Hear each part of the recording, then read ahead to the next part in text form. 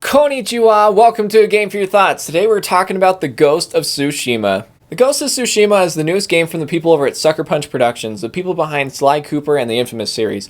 This new journey follows samurai Jin Sakai on his journey across the island of Tsushima to stop the Mongol invasion of Japan. But when his samurai honor gets in the way of doing what he must to save his home, Jin must sacrifice his honor to do everything he can to save the land of Tsushima, stop the Mongols, and save his uncle. I really enjoyed the Ghost of Tsushima story. It was a very epic samurai tale that had me really engaged from the very first epic battle to its very emotional ending. The writing and the characters in the story were very cool and engaging. I really loved Jin's arc and his story of going from this very honorable samurai to the Ghost of Tsushima by the end of the game. It was a very cool story. All of this, along with the minor characters and the side characters that you meet along Jin's journey and the relationship he builds with these characters, was very cool and very interesting. It was just all very superbly written. The dialogue and these interactions and the specific character moments were all very well done. One thing I particularly enjoyed was seeing how the story kind of branched out a little bit with its side quests. So it wasn't just seeing what the main story and the effects that the main story had on the main characters.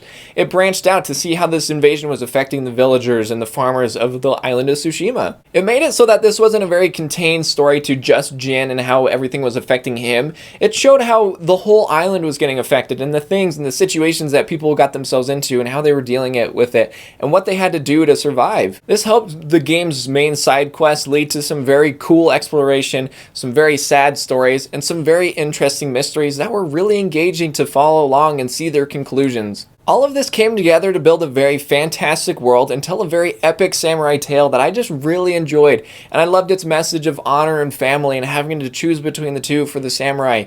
It was a very awesome story that I just really enjoyed the entire time through. It had me fully engaged with its awesome characters, great world building, its fun side quests that led to some very interesting situations that branched off from the main story and made it feel more of an open story instead of a very contained situation. The gameplay of Ghost of Tsushima can be broken up into two aspects: open sword combat and ghost-like stealth, and these two elements blended together to make one of the most enjoyable samurai titles that I've ever played. The open sword combat was the most enjoyable for me. I really loved going up to the Mongol camps, calling them out and telling them to send out their best player, only to have their life quickly end during a standoff to my samurai blade. After these standoffs, the open combat really starts, and the enemies start coming after you, and each of them have different elements. There's swords, spears, shields, giant brute guys, and the game uses a different stance system, so you have to change your stances to take on different enemies, to use different tactics, to assess different situations, making the combat have a lot of variety, and each combat encounter felt different from one another. This led to a very fun combat system that was very fluid, and being able to switch the stances, it just all felt very nice.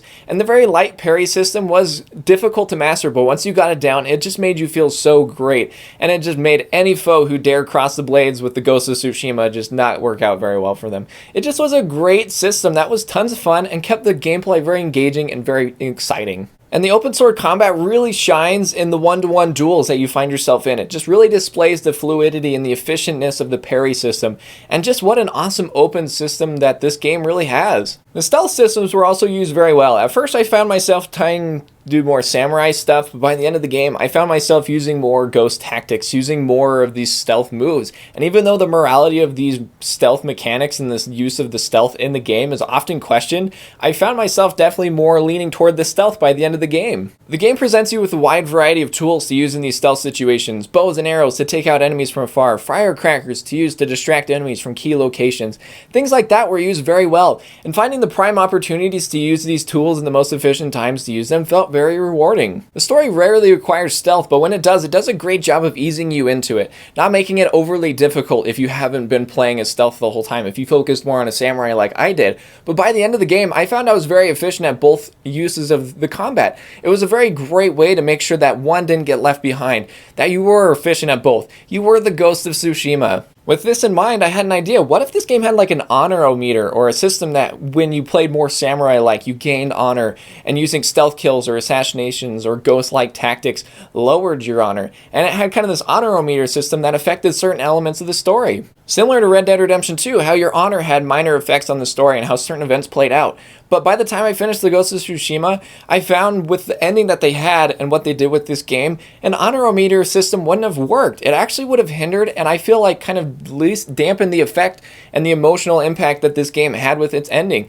I feel like branching pathways could have led to an ending that was not as strong as the ending that we got. I really loved the ability to kind of pick and choose how you wanted to play. It was really great because I felt like I played a lot like a samurai at the beginning, but as Jin's story evolved more towards the Ghost of Tsushima, I found my gameplay evolved along with the story. It was a very minor thing, but the very subtle change of my gameplay evolving with the story was a very cool detail that I don't know if they intended it to be that way, but for me it was very cool to see how the story had an effect on how I played. Beyond combat, you spend a lot of your time riding around the island of Tsushima, finding side quests, completing small activities, and just admiring this gorgeous world that the developers have created. At first, I was a touch worried about this. I feel like a lot of open world games put a heavy focus on these side activities and these collectible quests, and it was worried that it was just going to feel unprogressive, uneventful, and not rewarding. That was my biggest problem with Spider-Man PS4, and I was worried Ghost of Tsushima would do the same. But I felt Ghost of Tsushima did a fantastic job with its side quests and activities. They all felt progressive and rewarding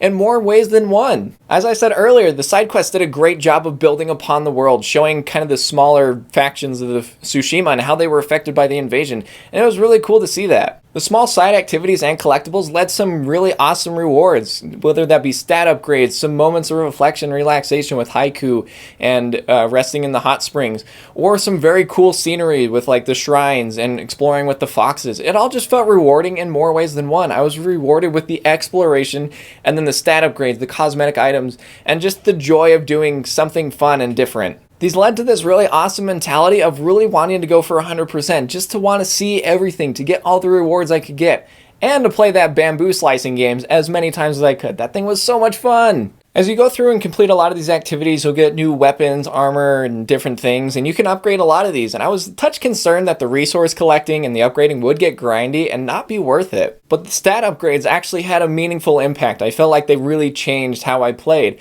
And resource collecting actually just came really naturally with playing the game. I very rarely had to go out and look for a specific resource. And when I did so through doing side quests and exploring the world. It was never a grindy thing, and I felt like it was great as it rewarded me for playing the game instead of making me play the game, you know? Graphically, this game is gorgeous and easily probably one of the best looking games I've ever played. It is so amazing to look at this world and just see the amazing, gorgeous scenery. The environments you come across are beautiful in more ways than one. It comes in the more natural beauty of Japan and just really shines with phenomenal lighting and the very different situations you come across. They're beautiful and all just across, and so many moments were spent on cliffs, just overlooking the very beautiful area and the world that we've been presented with. The game built a very awesome relationship with the player by using the wind as a waypoint direction guide and having just to watch the environment and using it to get to the different locations by following the wind. Using the world as a guide as kind of a way to show you to your next adventure instead of a point A to point B kind of thing. The world really just builds this fantastic relationship with the player. This, along with the golden birds that show up that can help guide you to your destinations or even to undiscovered places to see,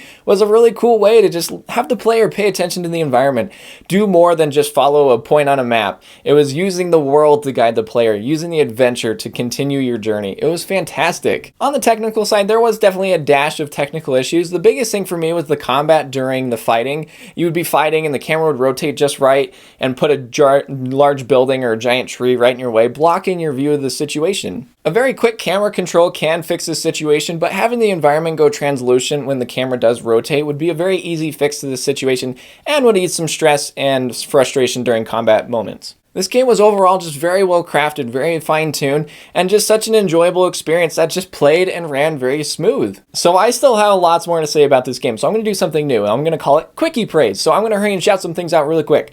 I really love the controls of this game and how well it used the controller. Being able to fluidly switch between items and different actions was very awesome. It just used the controller in a very cool way. I love how the archers had to call out before they shoot, creating an awesome relationship between the player and the combat, having to pay attention to the archers and knowing when to dodge. I really did not get to see Jin's butt. That was really crazy. I loved the Japanese voice acting. They did a really good job, and the Kurosawa mode really changed how you experience the gameplay. It was more than just a black and white filter. It was a solid change to the experience. In the end, I really enjoyed my time with Ghost of Tsushima. It is easily one of the best games I've played this console generation. So many elements come together to just really craft a solid gaming experience with a super great story that was just really entertaining and engaging and had a great progression and flow.